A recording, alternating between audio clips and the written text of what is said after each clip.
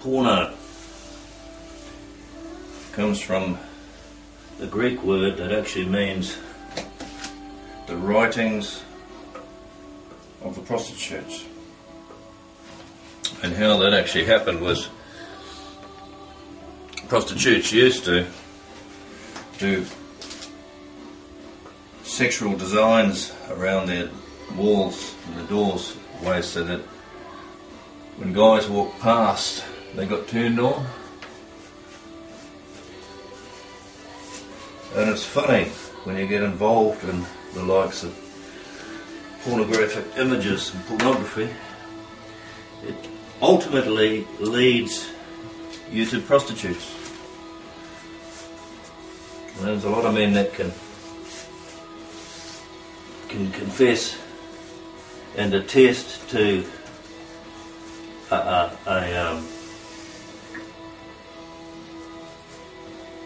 infatuation with prostitutes.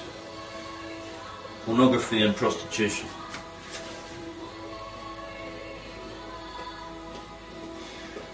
Leads to the loss of a lot of money over a period of time.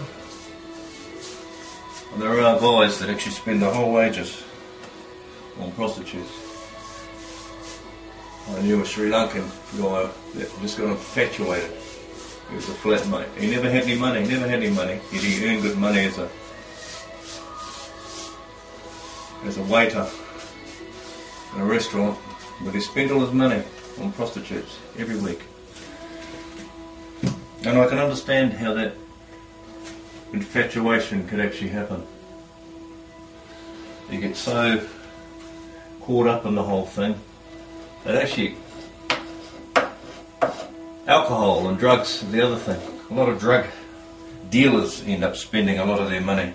I knew another guy that was a drug dealer. I know some drug dealers that used to hire out the whole whorehouse for them and their mates, and they'd just go in there and spend all their money, all their hard-earned cash on prostitutes. The funny thing is that a lot of guys think that the prostitutes are so in love with them,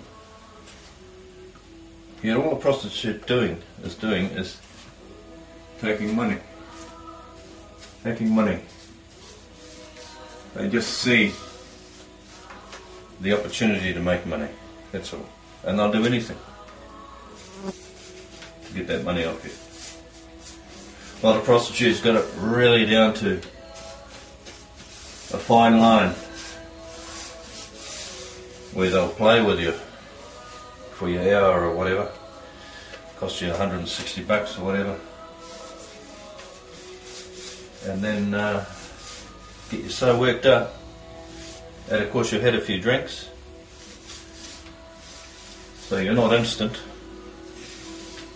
takes a little while, and then they go for the extension. Do you want to extend? Because you haven't got your rocks off yet.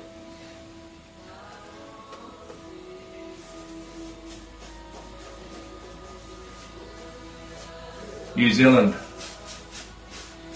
The New Zealand government a few years back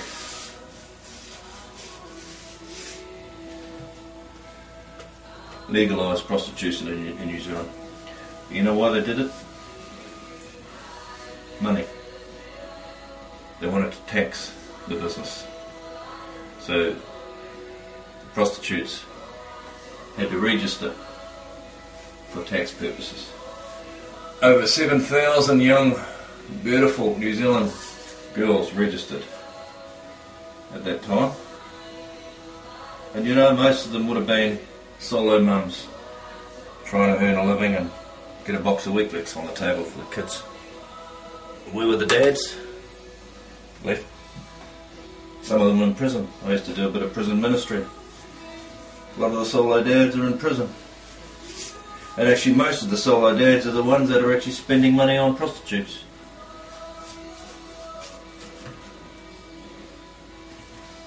Why? You know, what's that all about?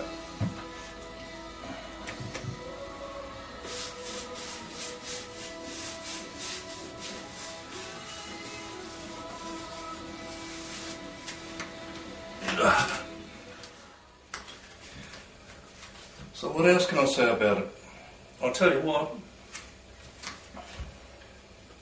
If you could market those drugs that are created in your brain that give you that sexual high, you'd make a lot of money.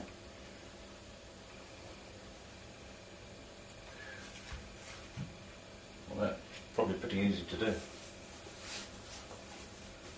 But so, you know, here we have the most holy act of intimacy created by God to give both the male and the man and the woman pleasure with each other, designed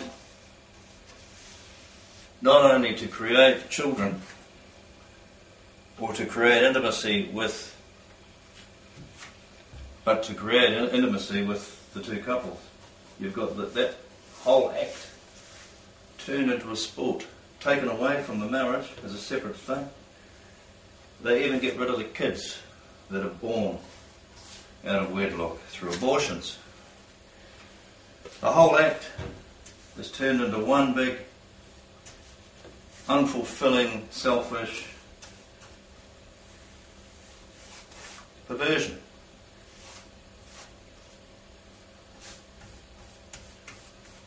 And that's pretty sad.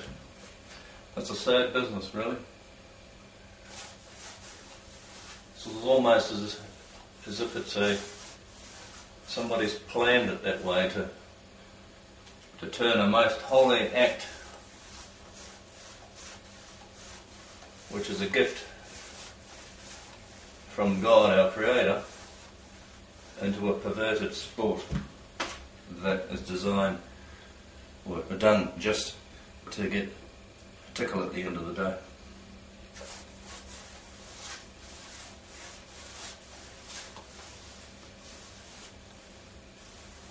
And then you got the result of that. We've got a whole generation of kids that are brought up like that.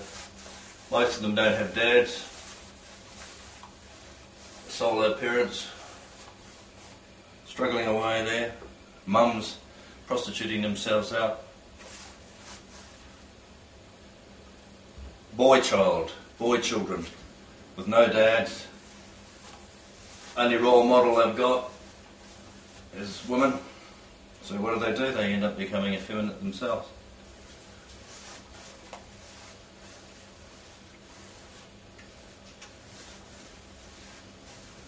So that leads us to a pretty dim-looking conclusion, doesn't it?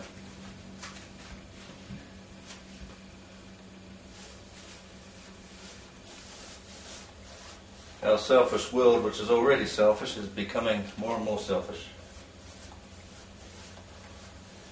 Whole industries, pornography, rampant on the internet.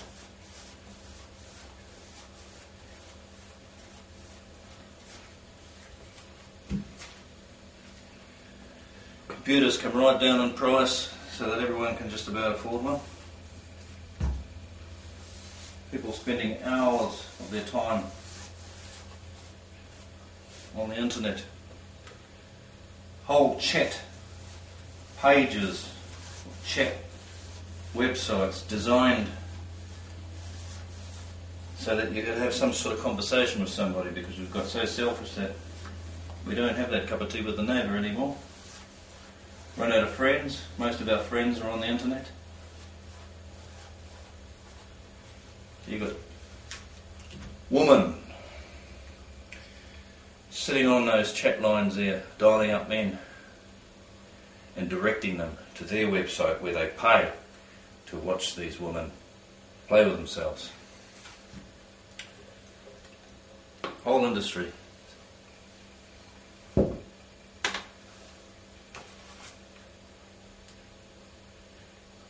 And all we want individually is intimacy, you see. The intimacy's been taken away. We only become intimate with ourselves. I reckon that's pretty sad.